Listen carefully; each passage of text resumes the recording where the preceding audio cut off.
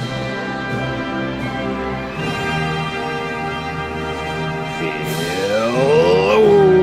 everybody. Welcome back to the podcast. This is the JRPG Report, episode 212. My name is James Fisher. I'll be your host for the day. It's been a while since we chatted. Some things have gone on. We really didn't have hardly anything to talk about last week. I wouldn't exactly say this is a big podcast either, even after being away for 2 weeks.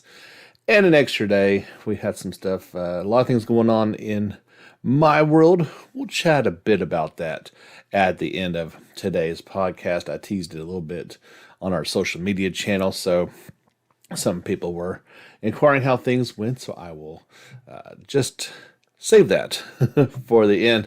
But we need to start where... if we'd have had this, it might have made a podcast. Let's put it that way. We've known for a while this was the 20th anniversary of Kingdom Hearts. There were obvious questions of, are they going to announce something at this? That is usually a pretty good opportunity to announce either a new title or a remake, remaster. Well, we don't need those for the Kingdom Hearts series. They've been out for every platform under the sun. A lot of people probably thought that after Kingdom Hearts 3, even if they tied the story up but then untied it, if you've played all the way through it, you probably thought that was the end of the Sora story arc. At least I did. Not so fast, my friend. Kingdom Hearts 4 is in early development, Square Enix announced, and they showed off a pretty incredible trailer starring, yes, Sora is back, although looking a bit different. Maybe got the Final Fantasy treatment. He looks a bit older. I wouldn't want to speculate as to how old he is. In the original games, you'd probably say he's early teenage at the oldest. He's at least a little bit older in this one, 16 to 18. Maybe but looking very Japanese. They went for more of the Unreal Engine realistic look to him. Is that a product of what world he is in? There's not a ton. Here are the first details via Square Enix. In the announcement trailer, Sora makes a triumphant return with an updated look at the beginning of an epic new storyline titled the Lost Master Arc. Beginning with Sora facing off in a boss battle against a giant enemy. Certainly looks like a giant Heartless from the series. Players are introduced to the two Quadratum. I've been trying to figure out how to say this, and it's even pronounced in the trailer, but I can't quite get it. Quad, R-A-T-U-M. A large, expansive city set in a gorgeous, realistic-looking world, unlike anything seen before in Kingdom Hearts.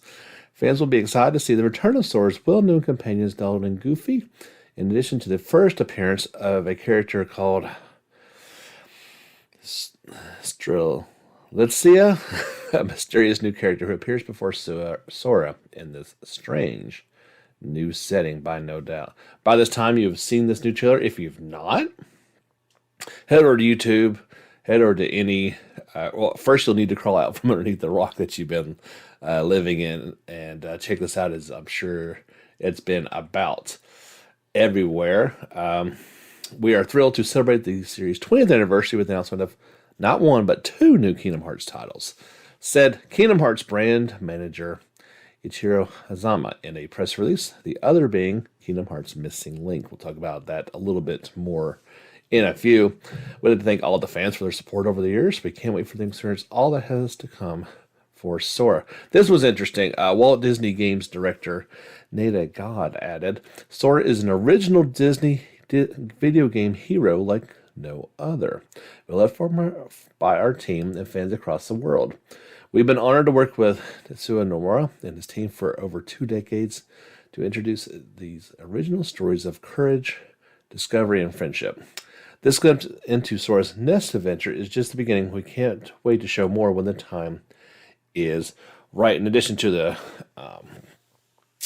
announcement trailer, there were some screenshots that went along with it, and being the Kingdom Hearts Uber fan that he is, I said, hey, Dalton, why don't you let me know your thoughts on it? So let's turn it over to our good friend of the podcast, Dalton.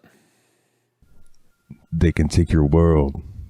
They can take your heart, cut you loose from all that you know. But if it's your fate, then every step forward will always be a step closer to home. Those are the opening words in Kingdom Hearts 3. Man, I know that there is a very big and divided fan base for Kingdom Hearts. I am on the side that I absolutely love this series. I have since I was a little kid, playing it up back on the PS2 in my formative years. I've played almost all of them. There's a couple in the Kingdom Hearts collection I still need to get to. But I really, really enjoyed Kingdom Hearts 3. Like, truly, it's a beautiful game. I enjoyed the levels. I know people have their qualms with it, and I respectfully disagree, but that's okay because everybody has opinions. As long as you don't express your opinion in such a negative way as to just comment on somebody's post and be like, this game is terrible and you're terrible for liking it. If you're one of those people, kick a boulder. But I talk about all of this to say that I woke up this week and my heart fluttered when I saw the title of a news story. Kingdom Hearts 4 announced. I jumped up out of bed, ran to the bathroom, brushed my teeth really quickly, got ready for the day, came back into my room, and I sat down and I loaded up the trailer and I watched it. And it looks incredible graphically. Story-wise, I'm not really sure what's going on, and that's how I feel when I play most Kingdom Hearts games, so that's not exactly out of the ordinary. But just the look of it, man, and the hype that I feel now, like, is this going to be the end? Is this just another chapter in the saga? What is Kingdom Hearts 4 going to bring to the series? What worlds will there be? We saw some Disney characters in there at the end, which, by the way, I watched the Japanese trailer, and hearing Donald and Goofy speak in Japanese, tremendous. I completely recommend it to everyone. What Disney worlds are they going to bring in? What is there going to be the Final Fantasy crossover, or have they kind of moved past that? But since the last Kingdom Hearts, there's been a lot of Disney IPs that have come out, and there could be a Star Wars world. There could be a Marvel world. There's so many opportunities for them to make something really great. I'm really looking forward to it. The combat looks super smooth in the trailer. The graphics, it almost looked like Sora has been pulled into the real world, or maybe he's back home in the quote-unquote real world, as opposed to the island that you start off on. I'm not really sure, but I can tell you that I am super duper excited, and I wanted to send this in to James because I know that he poo-poos on 3 just a little bit. And I wanted to be the other end of the spectrum. Like, I think this is going to be amazing when it finally comes out. I can't wait. As you know, I'm a PC player, so I hope it comes out on PC. But I'll be okay if PlayStation gets it first, because PlayStation is where my heart lies. And I don't know how James feels about the trailer. I haven't asked him, but I would like to know. So I will be listening, good sir, to hear your thoughts on what the trailer showed. And if you ever want to, have me on and have a little Kingdom Heart debate-a-rooney, I am all for it, my good sir. And shout out to all of you wonderful JRPG Report listeners. I always appreciate when James has me on or asks me to do a little thing like this to give my opinion on games that he knows that I have a love for and might be able to express that a little more than him. In any case, I'm sure I can speak for James in telling you guys thanks for listening. And just in case he ends the episode with this, and he might not, but if he does, get out there and level up. Thanks a bunch, buddy. We appreciate your insights. I knew he would add his own unique spin to it and kind of get you a little more hyped up than you may not have already been.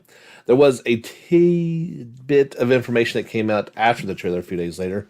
Kingdom Hearts Series director Tetsuya Nomura talked with Famitsu magazine. He said that some of the gameplay systems will.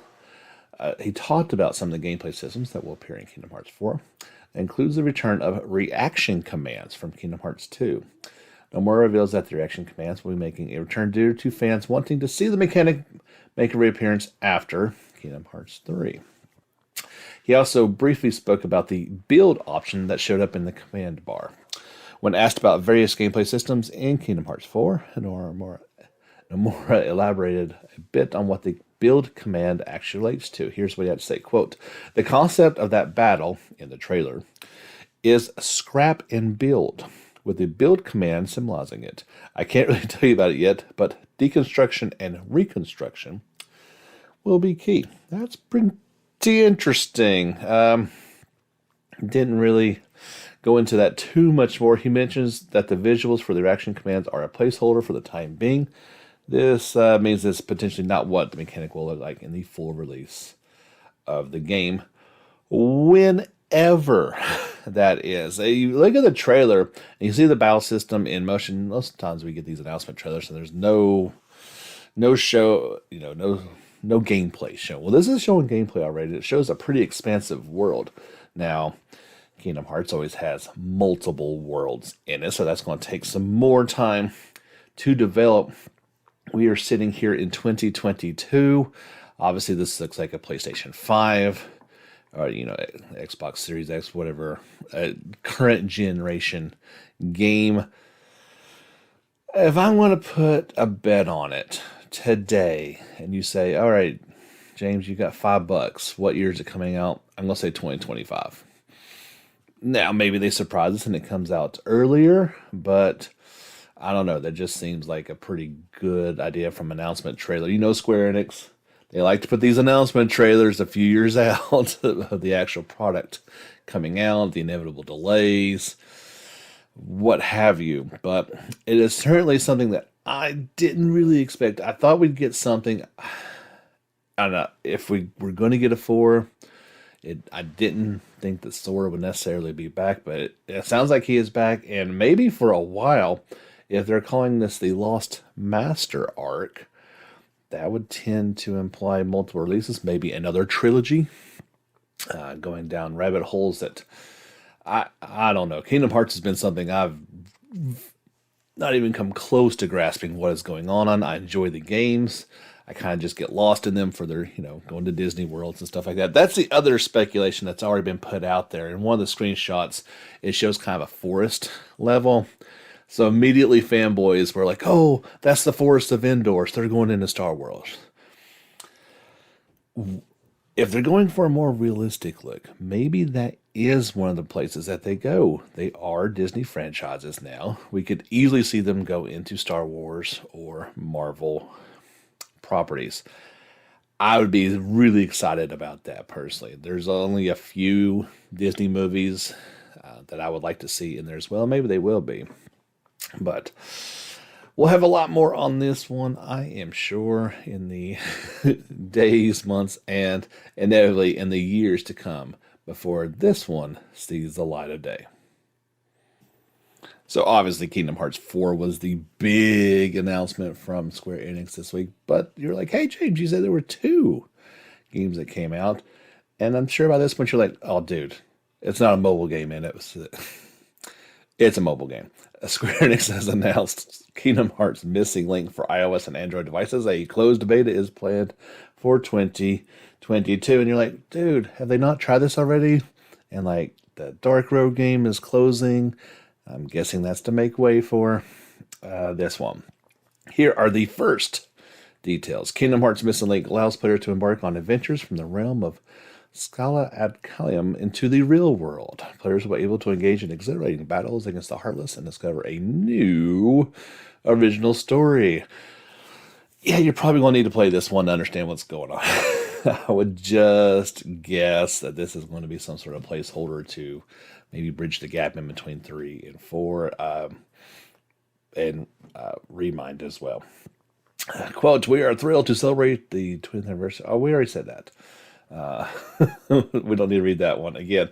Additionally, they kind of announced that the final chapter for Kingdom Hearts Dark Road will launch in August 22 as a free update and transition into this one. Not a whole lot is known. There was an announcement kind of trailer as a part of the anniversary thing, then some screenshots. I mean, for a mobile game, it looks pretty darn good. If you were to put this right beside of, let's say, a PS2 game, it would look better than that even, because, man, smartphones today, they can do quite a bit. Let's see, there was a bit more about it shared later on. Tetsuya Nomura, he said they can use that there will be use of augmented reality in there, and revealed there will be character creation. Regarding the inclusion of Disney worlds in Kingdom Hearts Missing Link, Nomura is still in the process of experimentation. He states that some terrain or environments may appear to be inspired by certain Disney worlds within the mobile game. Originally, certain parts of the map would be entirely covered in Disney motifs, but he felt this was a bit of overkill on the use of augmented reality. Nomura elaborated that players will be able to walk to any location.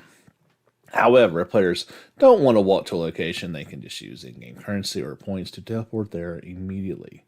Nomura does mention that players can avoid spending the currency by walking to the location. Well, get you up and moving, apparently. Or you can just be like me and cheat and just hop in your car and go drive there. Nomura also touched upon the main character in Missing Link. He revealed that players will assume that role and be able to create their own character through character creation. Here's what he had to say. The main character is the player. They will be able to create their own avatar similar to Kingdom Hearts Unchained X. No new information was revealed beyond that. So, yeah, maybe there's some more announcements, but this seems to have been the big thing coming out of the 20th anniversary. Maybe some more things are coming, but how you feeling about this? Were you kind of done with the series after part 3? I know I feel like that kind of concluded things. This game has kind of served to get me more excited about it. Like I mentioned, if they were to include some of their newer IPs like Star Wars or Marvel, that would really get me more interested. I gotta be honest. If it was purely Disney, well, that's really fun. It feels kind of kiddish. This one appears to be more mature looking Sora, a little bit older. Maybe that tends to pave the way into perhaps more mature worlds. We'll just have to wait and see. Like I said, we got a while till Kingdom Hearts 4 comes out. We'll get the mobile game before that, I would guess, towards the end of the year. On to other news. Bandai Namco announced that Scarlet Nexus has reached 2 million players worldwide and had approximately 1 million units in sales. That comes from across all available platforms, includes digital and physical copies of the game. They can claim to have reached 2 million players worldwide thanks to Xbox Game Pass downloads. So that's a pretty cool number. I'd say it's been a success. I would be kind of surprised if this wasn't a new IP for Bandai Namco, and that we're probably hearing rumors of a sequel coming out fairly soon. Capcom has released a new gameplay video for Monster Hunter Rise Sunbreak, showing the Citadel area and a hunt against the fanged beast Gargulm. The game is due out for Switch and PC via Steam on June the 30th. You can check out that new trailer and both the gameplay and the tour of the Citadel, and follow our social media links on either Facebook or Twitter if you're so inclined. If you are a huge not Kingdom Hearts fan, if you are a huge Tales of Arise fan, and you're like me, that your favorite player to play with in the game was Renwell, maybe you want to forever cement the awesomeness of the mage. You can do that by picking up the action figure. Pre-orders will open up on June the 14th at Kotobukiya's online shop. There's a link. So if you follow the social media posts that I put on Facebook and Twitter, you can then get a link to the Japanese store. I'd assume that they'll be fine with international orders. Maybe we see this come out via Good Smile as well. It's going to set you back about $131, but it will ship sometime in October. It also comes with a little hoodle that you can either place on top of Renwell's head or kind of in her back cloak like it does in the game. You put on this cute little head up there. It comes with a base. It's around 8 inches tall, and the base is really nice. It's kind of a cobblestone detail. Very good looking action figure. A little pricey, but honestly, it's probably about right.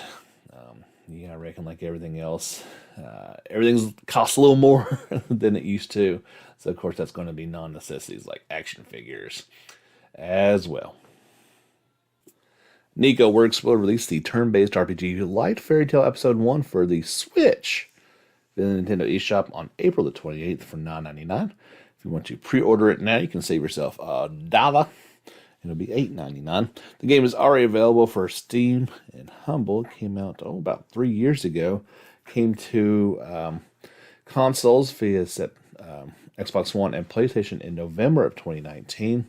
There is even a physical edition of the PlayStation 4 version via available Red Art Games. Part 2 is out as well, and I'm assuming that if this one does well on the Switch, it will also make its way Part 2. Kind of a shorter JRPG inspired game. I think about 3 hours is all you can probably get out of this one. So that's kind of why you're getting that budget price as well. We got a release date for Eiyuden Chronicle Rising. Remember, that is the 2D action RPG prequel to Eiyuden 100 Heroes, which comes out next year, which really would like to see something more from that game. So hype level, so much. But this game is coming out for PS5, Xbox Series, PS4, Xbox One, Switch, and PC via Steam's Epic Game Store and GOG. So coming out for everything on May the 10th. It's going to cost you $14.99. Publisher 505 Games and developers Rabbit and Bear Studios announced it will also be available via Xbox Game Pass for console and PC. So that's pretty cool. My mouse is, oh, there it goes. This one I've kind of hated on a little bit. If this game was standalone, I don't know if I'd like it more or not, but it's not what I want. So there's probably absolutely nothing wrong with this game. It's said to be a prequel to the game that I want. I just can't really get too much behind it. But if you're excited for it, hey, you don't have to wait very long for it. I'll stop hating on it. It'll be out on May the 10th for every system under the sun for just $14.99. Not sure if this one is coming to the West or not, but Line Corporation, in cooperation with Koei Tecmo, has announced Line Monster Rancher, a new game in the Monster Rancher series due out for iOS and Android devices sometime this year in Japan. Let's see. They say Monster Breeding of the Past returns. Train and strengthen various unique monsters as a new breeder, then aim for victory in tournaments. Pamper your monsters too much, and they may fall behind in training. Push them too hard, and they may run away. As a breeder, enjoy breeding monsters in your own way while understanding their aptitude and condition. Your favorite monsters reborn in the latest graphics. Train and battle monsters from Monster Hunter Rancher 1 and 2, reborn in the latest graphics. New monsters unique to the Line Monster Rancher will also appear. There's new unique features. Various new features have been added, such as the ability to send your monsters you breed on expeditions to various locations, as well as form teams of multiple monsters to compete in ranked breeder battles.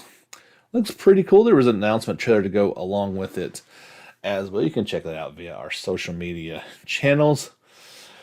Don't know if it's coming west or not. I'd say there's a pretty decent chance. It's mobile, so there's always a good possibility of that. And if it does, we'll keep you posted. If you are excited about probably the next Legend of Heroes games you're going to be playing, the English version of Legend of Heroes Trails from Zero, You can vote on the reverse art cover now, which one you would like to have. NS opened voting back on NS America opened up voting back on April the 11th. Players can head to the official site, which you can get via our social channels. There are 3 ones to choose from. Not sure which one I like the best. They're all pretty cool in their own aspect. Probably number 2. Yeah, it's showing the PS4 deluxe version of it. Looks pretty awesome.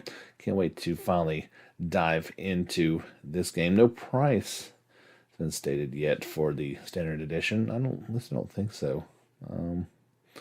No, but yeah, definitely looking forward to that. I'm not sure how long you had to vote on it, but the game itself is coming out on September the 27th. So you're probably, oh, never mind. You know what? Don't listen to anything I just said for the past few minutes. They only kept the poll open for 4 days. That's it's not a lot of time. So yeah, it is already done. Sorry to say. So hopefully you liked whatever reverse cover that people picked out for you guys to enjoy. Speaking of NIS, they have listed the Printing Presents NIS Classic Volume 3 Limited Edition is available for pre-order through the North America or European storefronts. It will cost about $99.99. This limited edition will include a compendium hardcover art book, an anthology soundtrack, an acrylic stand, and collector's coin for both Opus Cell, Ragnarok, and Rhapsody, a musical adventure, as well as the collector's box. Not sure what this goes for normally. I think it's $39.99. So this is a good chunk more, but you're certainly getting quite a lot as well. If you're interested in pre-ordering this, you can check those links, of course, via the social media channels. We talked a few weeks or month ago, I'm not sure how long it's been, but East Asia Soft announced that 7 Parts H English version now has a release date. People will be able to get it outside Japan on May the 12th of this year. This also won't only apply to digital copies. Physical copies will also ship out on that day. To go along with the launch, there will be an eShop discount. It's going to go for $40. They're going to have it on sale until June the 2nd for $33.99. Of course, there was a trailer to go along with this. This game is mature, so you'll have to prove that you're of age to watch this on YouTube. It's an interesting looking game. I don't know if it's right up my alley or not, but it's good to always have a release date for these games and know when they're finally going to be making their way to our shores. Yeah, 3 more stories to pass along to you guys this week on episode 212. Made in Abyss, Binary Star Falling into Darkness will launch for PlayStation 4, Switch, and PC via Steam this fall. Publisher Spike, Chunsoft, and developer Chime Corporation announced the game will be available in both Standard and Collector's Edition. The Collector's Edition will include a cave raiding notebook containing pictures and information about primeval creatures, relics, whistles, and space to jot down your own notes, as well as a 24 by 36 inch cloth poster featuring exclusive artwork. Here is an overview of the game. Made in Abyss, Binary Star Falling into Darkness is a 3D action RPG in which players themselves descend into the world of the Abyss and grow through their experience in its depths. In addition to a story mode in which players can relive the story of the anime while learning the basic system and how to progress in the game. There's also an original story supervised by series author Akihito Takushi. Many characters from Made in Abyss appear, and event scenes are fully voiced by the cast of the anime. Fans will be sure to enjoy the dark fantasy that remains true to the unique flavor of the original work. Looks like a pretty cool game. There was another trailer to go, or maybe this is another one to go along with this announcement. It looks to be really faithful to the anime and could be a fun little game. I'm not a huge fan. I know this is the way they were drawn in the anime, so it's really not fair to dislike it based on that, but I'm not a huge fan of the character models. You guys have heard me express I don't like chibi, and this is a bit too close to kind of that, that squash down, or, obviously they're look like they're kids, but I don't know. Just not a huge fan of that work, but a lot of people do like it. And it looks like it could be a pretty cool little game.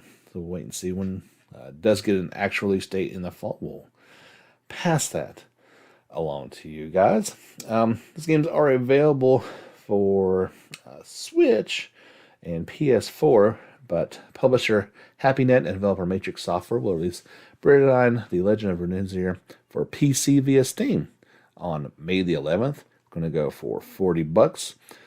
It will be available at launch week discount of 15% off of that price. Came out a couple years ago, 2020, for consoles.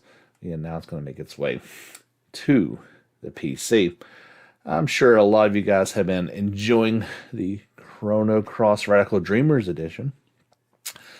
Well, you thought, let's say, I really hope that leads to them making a current version of Chrono Trigger for us, possibly even looking to the future of the series. Well, Square Enix had this to say, quote, "There are no plans for a sequel or new title now, but no one knows what the future holds." Well, actually, somebody does know what the future holds, and that's you, Square Enix, since you make the games. I mean, we're going on, it's getting close to 30 years since Trigger, 20 years since Cross. You have to assume that unless this game just blows everything out of the water sales wise, and they sell a couple million copies, then Square's gonna be like, we've got to make some sort of next game in the series. But doesn't sound like the best quote ever. Obviously, they kind of left the door just barely open in case they want to revisit. Don't ask me why they wouldn't want to revisit it.